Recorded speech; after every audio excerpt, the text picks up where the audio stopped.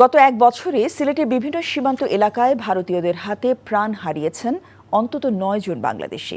দালালের মাধ্যমে অনুপ্রবেশ প্রবণতা আর হাজার কোটি টাকার অবৈধ বাণিজ্যের বলি হচ্ছেন নিম্ন আয়ের মানুষ।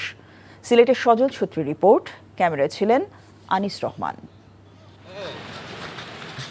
দুদেশের সীমান্তে এমন কাঁটাতার দেখতে পাওয়া যায় সচরাচর। দালালের মাধ্যমে বাংলাদেশ ও ভারতে অবৈধ অনুপ্রবেশ প্রায় প্রতিদিনের ঘটনা। হচ্ছে নির্বিবাদে চোরা চালানো। মৃত্যুর ঝুঁকি জেনেও এই পথে পা রাখেন অনেক স্থানীয় বাসিন্দা। বিজেপির তো রাইট নাই যে পাহাড়ে গিয়ে উঠবে, এজন্য মনে করেন যে বিজেপি মানুষ ধরতে পারে না, কিন্তু মাল ধরে নিয়ে আসে, মাল জায়গায় ফেলে ওরা পাহাড়ে চলে যায়। ওই বিএসএফ ওই সময় মনে করেন যে এই মানুষগুলোকে অত্যাচার করে।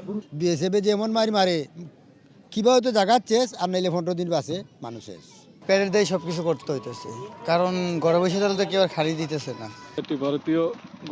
চোরাই চালানের কিছু অংশ ধরা পড়ে, তবে চোরা কারবারিরা থেকে যান অধরা। অন্যদিকে অবৈধ পথে পণ্য ও পশু পরিবহন ছাড়াও বৈধ পাসপোর্ট ও ভিসা ছাড়া দালালের মাধ্যমে দেশের সীমানা অতিক্রমের প্রবণতা বাড়িয়েছে সীমান্ত হত্যা।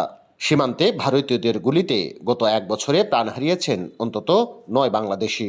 যারা চোরা কারবারি তারা বিভিন্ন সময় জিরো লাইনে গিয়ে এই খাসিয়াদের সাথে দ্বন্দ্বে জড়ায় পড়ছে। লেনদেন, টাকা পয়সা সংক্রান্ত এবং চোরাই মালামাল সংক্রান্ত বিভিন্ন দ্বন্দ্বে জড়ায় পড়ছে, এবং ওই দ্বন্দ্বের এক পর্যায়ে কিন্তু আপনার এই হত্যাকাণ্ডগুলো হচ্ছে। এবং আমরা বিভিন্ন সময় চেষ্টা করি যাতে এই সীমান্ত ক্রস না করতে পারে, তারপরেও চোখ ফাঁকি দিয়ে অনেক সময় দেখা যায় যে তারা এই কাজগুলো করে। যে সীমান্তে নির্বিচারে ঘটছে হত্যার ঘটনা, বিগত কয়েক বছরে সিলেটের সেসব সীমান্ত এলাকা দিয়ে শুধু চিনি পাচার করে রাতারাতি কোটিপতি হয়েছেন নিষিদ্ধ ছাত্রলীগের বহু নেতা। দেশের রাজনৈতিক পট পরিবর্তনের পর এসব সীমান্ত এলাকা দিয়েই পালিয়ে যান আওয়ামী লীগ নেতারা, যাদের অনেকে ধরাও পড়েন। সজল ছত্রী, এনটিভি নিউজ, সিলেট। বৈষম্যবিরোধী ছাত্র আন্দোলনে চোখে আঘাত পেয়ে যারা সমস্যায় ভুগছেন তাদের আন্তর্জাতিক মানের চিকিৎসা সেবা দিচ্ছে সিঙ্গাপুরের একটি চিকিৎসক দল আহতদের চিকিৎসা দেওয়ার পাশাপাশি দিচ্ছেন প্রয়োজনীয় পরামর্শ। আন্দোলনে আহতদের অভিযোগ যথাযথ চিকিৎসা সেবা না পাওয়ার। রিপোর্ট করছেন কায়কোবাদ মাহমুদ। ছাত্র জনতার অভ্যুত্থানে আহত চক্ষু রোগীদের সেবা দিতে শুক্রবার দিবাগত রাতে ঢাকায় আসে সিঙ্গাপুরের বিশেষজ্ঞ চিকিৎসকের একটি দল। দলটিতে আছেন doctor Ronald Yeo, doctor Blanche Lim Jiao, doctor Ruben Fu Chao, doctor Ronald Tan, doctor Nicole তান।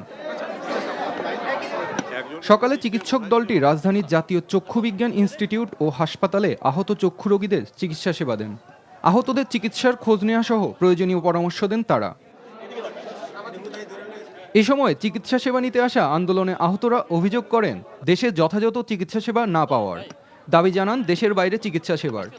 মেডিকেলে আসলে পরে সিট নাই, এটা নাই সেটা নাই, কোনো চিকিৎসা পাচ্ছি না। আমরা বাইরে বাসায় থাকি আমরা কোনো চিকিৎসা পাচ্ছি না। আমাদেরকে যে চিকিৎসা দিচ্ছে সঠিক চিকিৎসা আমরা পাচ্ছি না, কারণ আমরা ভর্তি নাই। উন্নত চিকিৎসার জন্য যা করণীয় সেটা সরকার যেন অতি দ্রুত করে। চোখের যত ক্রিটিক্যাল পেশেন্ট আছে তাদেরকে বাইরে ইমিডিয়েটলি পাঠানোর ব্যবস্থা তারা করুক। হাসপাতালটির পরিচালক জানান বিশেষজ্ঞ চিকিৎসকরা প্রয়োজন অনুযায়ী চিকিৎসা সেবা সহ প্রয়োজনে দেশের বাইরে নেয়ার পরামর্শ দিবেন। এছাড়া আহতদের সর্বোচ্চ চিকিৎসা সেবা দেওয়া হচ্ছে বলেও জানান তিনি। আমরা অতীতে যে চিকিৎসাগুলো করেছি এই চিকিৎসাগুলোর আর কোনো পরিবর্তন করা দরকার কিনা, আর কোনো বিশেষ চিকিৎসার মাধ্যমে আমরা এই রোগীদের দৃষ্টিশক্তি যেন আমরা ফেরত দিতে পারি কিনা, এটা আমাদের যে সর্বোচ্চ চেষ্টা আছে এরই ধারাবাহিকতায় ওনাদের পরামর্শ দিবেন। আর যদি মনে করেন যে দেশের বাইরে কোথাও এই রোগীদেরকে রেফার করলে পরে তাদের লাভ হবে, তাহলে ওনারা রেফার করে যাবেন। 2 ফেব্রুয়ারি পর্যন্ত চিকিৎসক দলটি জাতীয় চক্ষু বিজ্ঞান ইনস্টিটিউট ও হাসপাতাল এবং বাংলাদেশ আই হাসপাতালে চিকিৎসাধীন জুলাই অভ্যুত্থানে আহত চক্ষু রোগীদের চিকিৎসা সেবা দিবেন। Kaykobad Mahmud, NTV news, Dhaka.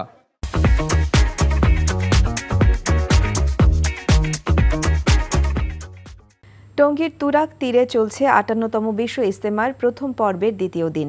লাখো মুসল্লির এবাদত বন্দেগিতে মুখর পুরো ইজতেমা ময়দান।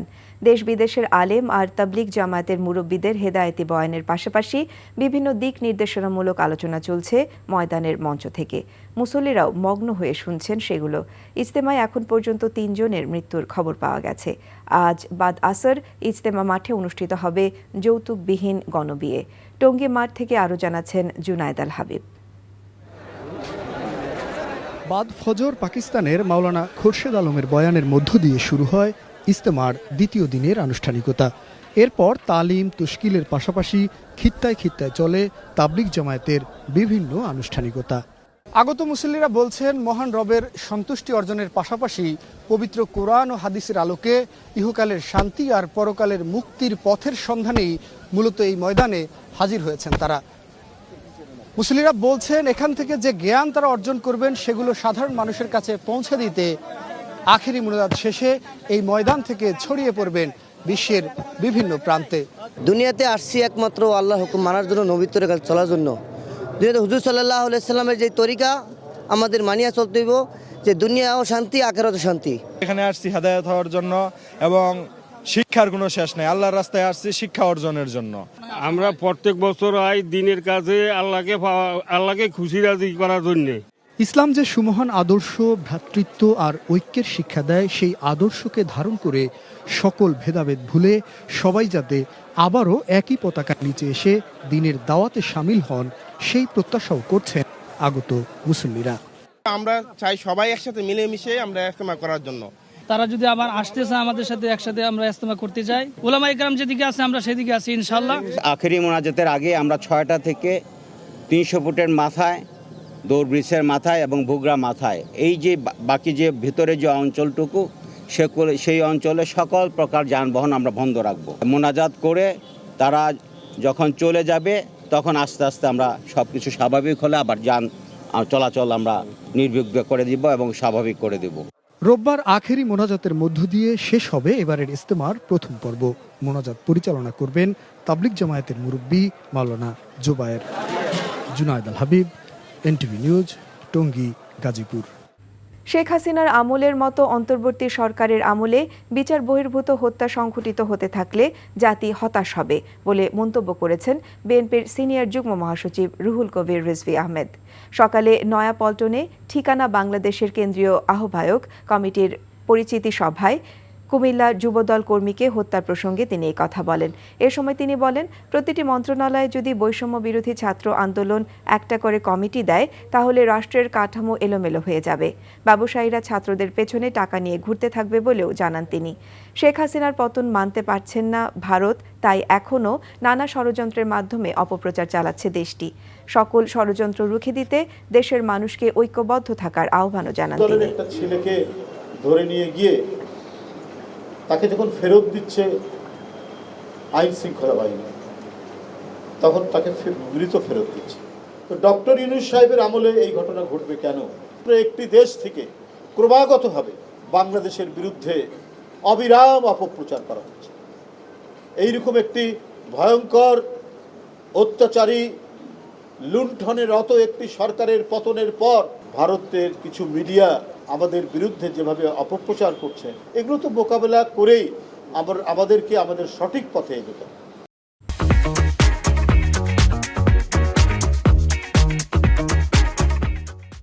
অর্থনৈতিক, রাজনৈতিক, প্রাতিষ্ঠানিক ও মানবিক দিক দিয়ে বিধ্বস্ত এক দেশকে তার অভীষ্ট লক্ষ্যে নিয়ে যাওয়ার জন্য সবার ঐক্যবদ্ধ প্রচেষ্টায় সরকার কাজ করছে বলে জানিয়েছেন অন্তর্বর্তীকালীন সরকারের প্রধান উপদেষ্টা অধ্যাপক মোহাম্মদ ইউনূস।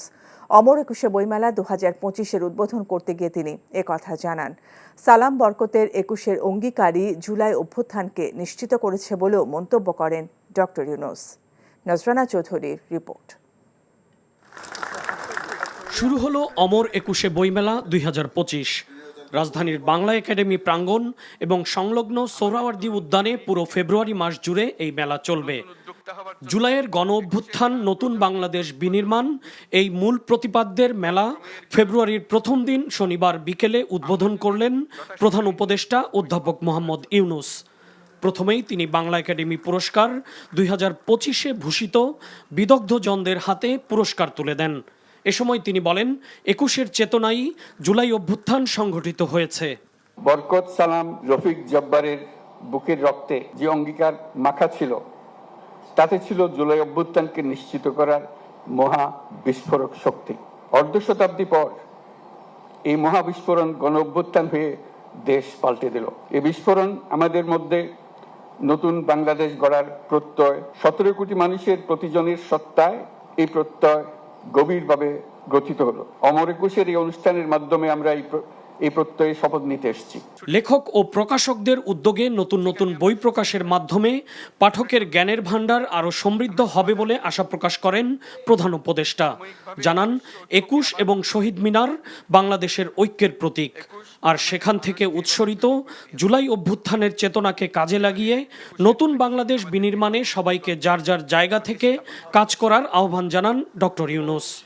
মাত্র ৬ মাস আগে জুলাই অভ্যুত্থান জাতিকে এক ঐতিহাসিক গভীরতায় ঐক্যবদ্ধ করে দিয়েছে, যার কারণে আমরা অর্থনৈতিক, রাজনৈতিক, প্রাতিষ্ঠানিক এবং মানবিক দিক থেকে বিধ্বস্ত এক দেশকে দ্রুততম গতিতে আবার উদ্দিষ্ট গন্তব্যে পৌঁছানোর জন্য তৈরি করার প্রস্তুতি নিতে সাহস খুঁজে পেয়েছে। এবারের বইমেলায় মোট ৭০৮টি প্রকাশনা প্রতিষ্ঠান অংশ নিচ্ছে। গত বছর যেটি ছিল ৬৩৫। প্রতিদিন বিকেল ৩টা থেকে রাত ৯টা পর্যন্ত মেলার কার্যক্রম চলবে, আর ছুটির দিনে মেলার কার্যক্রম শুরু হবে বেলা ১১টায়। মহান ২১শে ফেব্রুয়ারির দিন সকাল ৮টা থেকে রাত ৯টা পর্যন্ত মেলা সবার জন্য উন্মুক্ত থাকবে। নজরানা চৌধুরী, এনটিভি নিউজ, ঢাকা।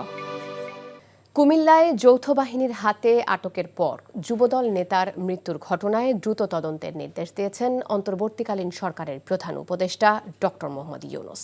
এদিকে তৌহিদুল ইসলামের হত্যার বিচারের দাবিতে বিক্ষোভ ও মানববন্ধন করেছে এলাকাবাসী। মৃত্যুর ঘটনায় সেনা ক্যাম্পের কমান্ডারকে প্রত্যাহারের পাশাপাশি উচ্চ পর্যায়ের তদন্ত কমিটি গঠন করা হয়েছে। কুমিল্লা প্রতিনিধি মাহফুজ নান্টুকে সাথে নিয়ে জানাচ্ছেন মুকসিমুল হাসান। কুমিল্লা সদর উপজেলার পাঁচথরি ইউনিয়ন যুবদলের আহ্বায়ক তৌহিদুল ইসলামকে বৃহস্পতিবার মধ্যরাতে তার গ্রামের বাড়ি থেকে আটক করে যৌথ বাহিনী। এলাকাবাসী এবং স্বজনরা জানান, তার কাছে অস্ত্র আছে এমন অভিযোগে আইনশৃঙ্খলা রক্ষাকারী বাহিনী তাকে ধরে নিয়ে যায়। পরদিন দুপুর 12:30টার দিকে কোতোয়ালি থানা মডেল পুলিশের মাধ্যমে মৃত্যুর খবর জানতে পেরে কুমিল্লা মেডিকেল কলেজ হাসপাতালে গিয়ে মরদেহ খুঁজে পান তারা। রাত্রে 2টার সময় এসে ওনাকে যৌথ বাহিনী উড়িয়ে নিয়ে যায়। উড়িয়ে নিয়ে যাওয়ার পরে সকাল 8টার সময় ওনাকে নিয়ে আসেন। ওনাকে আসার পরে ওনাকে এখানেও একটা ঘরে ঢুকে ওনাকে মারধর করছে। বাড়ির সব মানুষকে, মহিলা এবং পুরুষকে সবাইকে বেদরম পিটাই করছে। সেনাবাহিনীর সাথে মিলে আমাদের পাশের বাড়ি যারা আছে ওরা আমার স্বামীকে হত্যা করেছে। এখন আমি এটা সুষ্ঠু তদন্তের মাধ্যমে আমার স্বামীকে যারা হত্যা করেছে তাদের বিচার চাই। এই বাচ্চাগুলোর এতিম করে দিচ্ছে, এগুলোর আমরা বিচার চাই। যুবদল নেতা তৌহিদুল ইসলামের লাশ নিয়ে বিচারের দাবিতে বিক্ষোভ করেছেন এলাকাবাসী। এ সময় মানববন্ধন থেকে স্বজন এবং এলাকাবাসী দৃষ্টান্তমূলক শাস্তির দাবি জানান। পুলিশে আমাকে ফোন দিয়েছে কুমিল্লা কোতোয়ালি থানার ওসিতে হাসপাতালে যাওয়ার জন্য। আমি গেছি, যাওয়ার পরে আমার ভাইকে যখন দেখলাম যে আমার ভাইকে মায়ের একবারে পুরা শরীর রক্তাক্ত করে ফেলছে, পুরা শরীর লাল হয়ে গেছে। আমরা তাদের দ্রুত ফাঁসি কার্যকর চাই এবং দৃষ্টান্তমূলক ফাঁসের আশেপাশে যত আসামিরা ছিল সবার দৃষ্টান্তমূলক শাস্তি চাই। এদিকে আইনশৃঙ্খলা রক্ষাকারী বাহিনীর হেফাজতে এমন মৃত্যুর ঘটনায় কঠোর নিন্দা জানিয়েছেন অন্তর্বর্তীকালীন সরকারের প্রধান উপদেষ্টা অধ্যাপক ডক্টর মোহাম্মদ ইউনূস। তার প্রেস উইং থেকে জানানো হয়, ঘটনার দ্রুত তদন্তের নির্দেশ দিয়েছেন অন্তর্বর্তী সরকারের প্রধান উপদেষ্টা। এছাড়া ওই ঘটনার প্রেক্ষিতে সেনা ক্যাম্পের ক্যাম্প কমান্ডারকে প্রত্যাহারের পাশাপাশি মৃত্যুর কারণ অনুসন্ধানে উচ্চ পর্যায়ের তদন্ত কমিটি গঠন করা হয়েছে বলে জানানো হয়েছে আন্তঃবাহিনী গণসংযোগ অধিদপ্তর আইএসপিআর-এর পাঠানো বিজ্ঞপ্তিতে। তৌহিদের মৃত্যুর ঘটনায় তদন্তের ব্যবস্থা নেওয়া হয়েছে জানিয়ে বিবৃতিতে বলা হয়, গঠন করা হয়েছে উচ্চপদস্থ কর্মকর্তাদের নিয়ে তদন্ত কমিটি। এমন ঘটনায় দুঃখ প্রকাশ করে বিচারের দাবি জানিয়ে বিবৃতি দিয়েছেন যুবদল সভাপতি সাধারণ সম্পাদক মুকসিমুল হাসান, এনটিভি নিউজ, ঢাকা। যৌথ বাহিনীর হেফাজতে যুবদল নেতা তৌহিদুল ইসলামের মৃত্যুর ঘটনার ন্যায় বিচার দাবি করেছেন বিএনপি মহাসচিব মির্জা ফখরুল ইসলাম আলমগীর। একই সাথে এ ধরনের ঘটনার পুনরাবৃত্তি যাতে না হয় সেই দাবিও জানান তিনি। ঢাকার উত্তরায় স্থানীয় বিএনপির আয়োজনে দুস্থদের মাঝে বস্ত্র বিতরণ অনুষ্ঠানে তিনি এসব দাবি জানান। একটি গ্রহণযোগ্য নির্বাচন দেয়া অন্তর্বর্তী সরকারের অন্যতম দায়িত্ব জানিয়ে বিএনপি মহাসচিব বলেন, ন্যূনতম সংস্কার করেই যত দ্রুত সম্ভব নির্বাচন আয়োজন করতে হবে। বৈষম্য বিরোধী ছাত্রদের রাজনৈতিক দল গঠন প্রসঙ্গে মির্জা ফখরুল বলেন, এতে বিএনপির কোনো আপত্তি নেই, তবে সরকার থেকে দল গঠন করলে দেশের মানুষ মেনে নেবে না। দলে যাতে কোনো আওয়ামী প্রেতাত্মা ঢুকতে না পারে সে বিষয়েও সজাগ থাকার আহ্বান জানান তিনি। কুমিল্লায় আমাদের যুব দলের এক নেতাকে তুলে নিয়ে যাওয়ার পরে যৌথ বাহিনী হাতে সে তারপর সকালেই মারা গেছে। এই ধরনের ঘটনা যেন পুনরাবৃত্তি না হয়, যারা এই ঘটনা ঘটিয়েছে তাদেরকে অবশ্যই বিচারের আওতায় নিয়ে আসতে হবে। যত দ্রুত সম্ভব আপনারা এই ন্যূনতম সংস্কার যেটা প্রয়োজন, অর্থাৎ মানুষ যেন সঠিকভাবে ভোট দিতে পারে, বিচারটা যেন মানুষ সঠিক পায়, প্রশাসন যেন কোনো পক্ষপাতিত্ব না করে, এই বিষয়গুলো দেখে আপনারা একটা ভোটের আয়োজন করেন। বিএনপির ভারপ্রাপ্ত চেয়ারম্যান তারেক রহমান বলেছেন, স্বৈরাচারের মাথা পালিয়ে গেলেও দোসররা মাথা চাড়া দেবার চেষ্টা করছে, তাদের চক্রান্ত সফল হতে দেয়া হবে না। ফ্যাসিবাদ বিরোধী সব শক্তিকে ঐক্যবদ্ধ থাকার আহ্বান জানিয়ে তিনি বলেছেন, রাজনৈতিক দলগুলো নিজেদের স্বার্থ রক্ষায় তর্কে লিপ্ত থাকলে সবচেয়ে লাভবান হবে পলাতক স্বৈরাচার। ব্রাহ্মণবাড়িয়া বিএনপির কাউন্সিলর এসব বলেন তারেক রহমান। শিহাবুদ্দিন বিপুকে সাথে নিয়ে ইমরুল আহসান জানাচ্ছেন বিস্তারিত। এক যুগ পর অনুষ্ঠিত হলো ব্রাহ্মণবাড়িয়া জেলা বিএনপির দ্বিবার্ষিক কাউন্সিল। সম্মেলন উপলক্ষে উৎসবের আমেজ ছিল সেখানে। লন্ডন থেকে অনলাইনে যুক্ত হয়ে বিএনপির ভারপ্রাপ্ত চেয়ারম্যান তারেক রহমান বলেন, নিয়মিত কাউন্সিল দলের সাংগঠনিক ভিতকে মজবুত করে। তিনি বলেন, গুম খুন নির্যাতন সত্ত্বেও আন্দোলন থেকে পিছু হটেনি বিএনপি। ছাত্র জনতার গণ অভ্যুত্থানে স্বৈরাচার শেখ হাসিনা পালিয়ে গেলেও তার দোসররা দেশকে অস্থিতিশীল করার চক্রান্ত অব্যাহত রেখেছে বলে মন্তব্য করেন তিনি। স্বৈরাচারের মাথাটা পালিয়ে গিয়েছে, কিন্তু স্বৈরাচারের কিছু কিছু অবশিষ্ট এখনো রয়ে গিয়েছে বাংলাদেশে। এরা বিভিন্নভাবে মাথা চাড়া দেবার চেষ্টা করছে। এরা বিভিন্নভাবে চেষ্টা করছে নিজেদের অবস্থানকে কোনোভাবে গুছিয়ে নিয়ে আবার দেশটি তাদের দখলে নিতে। তাদের এই লক্ষ্যকে আমরা হাসিল করতে দিতে পারি না। রাজনৈতিক দলগুলোর মতপার্থক্যের কথা উল্লেখ করে তারেক রহমান বলেন, আলোচনার টেবিলেই সমস্যার সমাধান করতে পারে। আজকে যদি আমরা শুধুমাত্র নিজেদের স্বার্থ রক্ষার জন্য যদি তর্ক বিতর্কে লিপ্ত থাকি, সবচেয়ে বড় লাভবান হবে সেই পালিয়ে যাওয়া স্বৈরাচার। হ্যাঁ, বিভিন্ন মতামত থাকতেই পারে, আমাদের মধ্যে মতপার্থক্য থাকতেই পারে। আমরা বসবো, আমরা আলোচনা করব। এক আলোচনায় শেষ না হলে আবার আলোচনায় বসবো। আলোচনার মাধ্যমেই আমরা সমস্যার সমাধান করব। আলোচনার মাধ্যমেই আমরা সমস্যা উপায় বের করব। বাংলাদেশকে যদি রক্ষা করতে হয় তাহলে আমাদের সকলকে যে কোনো মূল্যে ঐক্যবদ্ধ থাকতে হবে।